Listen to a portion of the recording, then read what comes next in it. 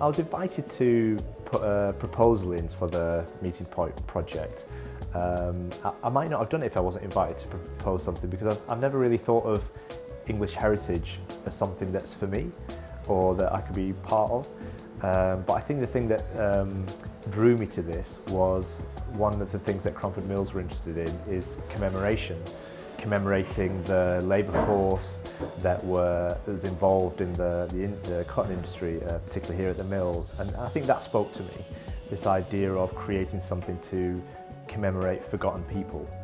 So today is a workshop to create the materials that we're going to make the sculpture with. So the sculpture is going to be portraits, line drawings of people that are created from this yarn.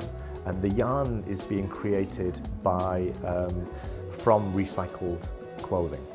And so it involves kind of cutting down these clothes and these fabrics into strips and then and twisting them together to make a yarn.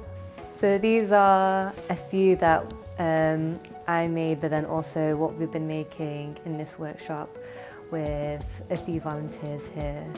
So we have these lovely twisted yarns you can see over here with a variety of colours, which reflects what this whole place is about as well. And so there's a lot of labour needed to sort of create material for the portrait. So today we're working with volunteers from the local area who've come to help us create this yarn. So from the very outset of the project, it was important that we get people from the local community involved in the project. Partly because, you know, the starting point was commemorating people who used to live here. You know, the labour force was people who were living in this area.